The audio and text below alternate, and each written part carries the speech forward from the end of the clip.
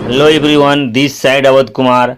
किस तरह से गूगल पे की रिविजिट होती है और रिविजिट के दरमियान क्या क्या समस्याएं आती है, क्या क्या मिस्टेक होता है और क्या क्या एरर आती है और एरर का सॉल्यूशन क्या है और कितना वक्त लगता है अगर एरर आया, मिस्टेक हुई तो, ये सारी चीज़ें मैं कवर करने वाला हूं आज के वीडियो में। और ये लाइव रहेगा। देखिए, पहले तो आप वो नंबर डाल करके चेक कर लीजिए कि रिविजिट में है या नहीं। अभी उसके बाद में क्यूआर स्कैन करेंगे तो ये पेज आएगा। और इस पेज में जितने भी ऑप्शन स्टार है ना, रेड में जो स्टार दिया हुआ है, वो सारे ऑप्शन को आपको क्लियर करना है, उसको कंप्लीट करना है स्टेप को स्टार्ट करके। जो पहला क्या है, क्रिएट जीबीपी, ये करेंगे,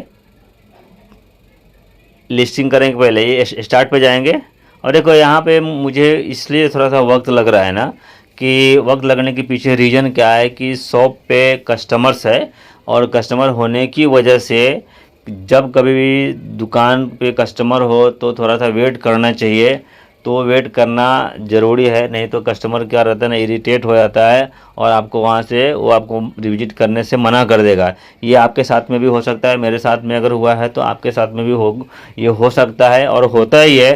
तो थोड़ा वक्त लगेगा, लगने दीजिए। लेकिन ओवरऑल अगर आप देखेंगे ना, प्रोसेस को अगर आप समझ गए ना, तो एक रिविजिट करने में मुश्किल से 2 से 5 मिनट लगता है। उसमें हसल भी शामिल है और RWM भी शामिल है। तो ये मैं इसलिए रुका हूँ कि कस्टमर का कुछ बात चल रही है, कस्टमर को कुछ कन्फ्यूजन है कैशबैक को लेकर के। कस्टमर ने साउंड पोर्ट लिया था और साउंड पोर्ट में उसको बोले कि मुझे कैशबैक नहीं आता है, और आता है तो कहाँ पे दिखता है। ये सारी बातें हमारे और उनके बीच में हो रही है, तो इसलिए थोड़ा सा लेट लग रहा है। लेकिन आप समझ लीजिए कि जब भी आप गूगल पे की रिविजिट करने के लिए जाएंगे तो आपको भी इन्हीं समस्याओं का सामना करना पड़ेगा, इन्हीं कठिनाइयों का सामना करना पड़ेगा। लेकिन ओवरऑल एक बात मैं आपको बताना चाहता हूं कि गूगल पे में अगर आप काम कर रहे हैं, रिविजिट करना अगर आपने सीख लिया है, तो आप बड़ी आसानी से आप यहाँ पे रिविजिट करके जो है ना अर्निंग कर सकते हैं।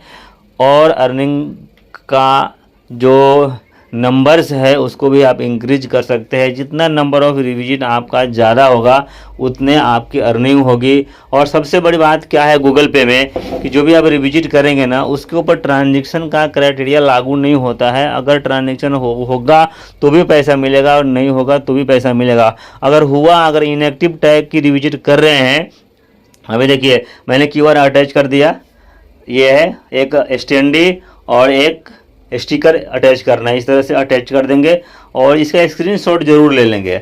अब देखिए यहाँ पे जो मैं स्क्रीनशॉट ले रहा हूँ ना, इसमें मुझे कुछ दिक्कत आएगी आगे, वो दिक्कत मैं आपको आगे बताऊँगा।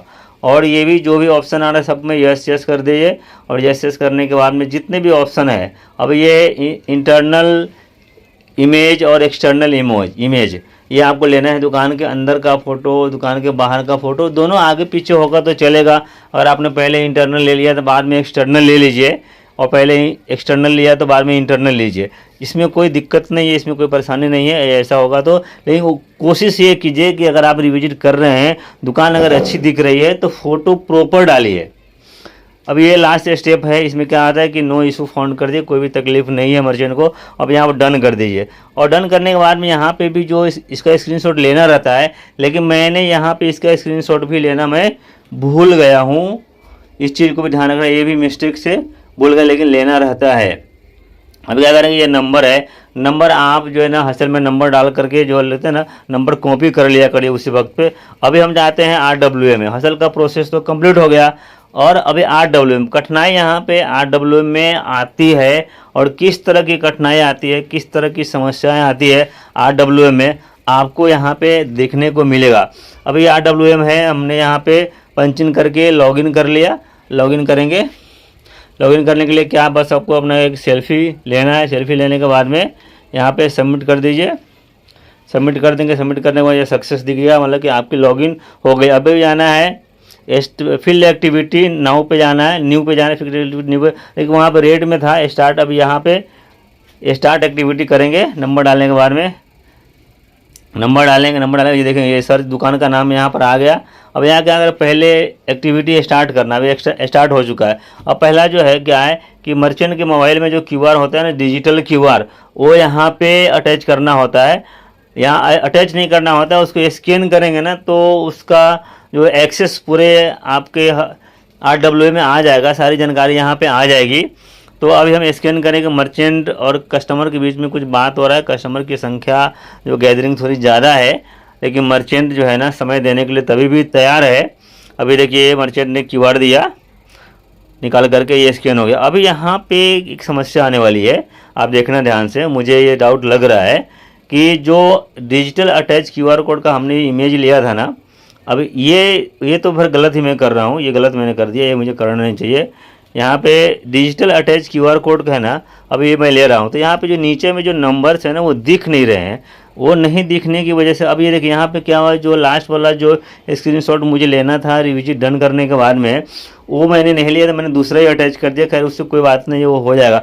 अभी देखिए मैं जो एक्सटर्नल QR कोड है ना जो मैं दिया हूँ, स्टिकर और स्टैंडी, अब वो स्कैन नहीं हो रहा है। वो स्कैन क्यों नहीं हो रहा है, ये समझने वाली बात है कि जो मैंने असल में QR अटैच किए और जो मैंने स्क्रीनशॉट लिए ना, तो मेरा लिया हुआ जो स्क्रीनशॉट है ना, उसमें जो मैंने QR अटैच किया था दो ना, वो काफ़ी नीचे है, वो नंबर्स नहीं दिख रहे, जिसकी वजह से जो QR मैं अभी स्कैन कर रहा हूँ ना, जो स्टिकर और स्टैंडी वो स्कैन नहीं आ रहा है, वो इनवैलिड आ रहा है।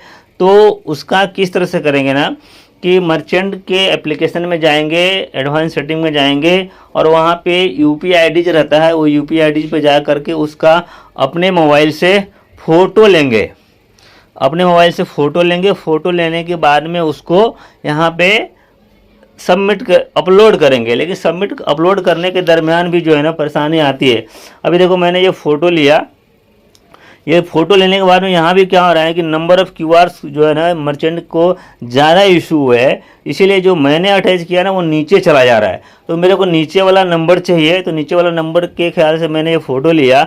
ये अपलोड तो हो जाएगा, लेकिन यहाँ पे क्या होगा कि हो सकता है कि जो मैं QR दिया है स्टिकर और स्टैंडी, उसको मैं अगर स्कैन करूँगा तो हो सकता है कि वो अटैच ना हो, क्योंकि जो मर्चेंट का मोबाइल नंबर रहता है ना वो इसमें दिखना चाहिए, मोबाइल नंबर दिखना चाहिए। अब ये देखिए क्या आप यहाँ पे आ रहा है, ये देखिए यहाँ पे मैं इसको कट कर रहा हूँ, क्रॉप कर रहा हूँ, लेकिन यहाँ का नंबर मिसमैच आ रहा है। मतलब कि ये समझ ले कि ये नहीं होने वाला है। अभी क्या करेंगे ना, फिर से अभी एडिट करके देखते हैं, एडिट करेंगे। अब ये QR हमने ओपन कर लिया जो हमने वहाँ पे अटैच करे थे, और इस तरह से उसको एडिट करेंगे। एडिट करने के बाद में देखिए होता है क्या, क्योंकि हर तरह का कोशिश आपको करना चाहिए।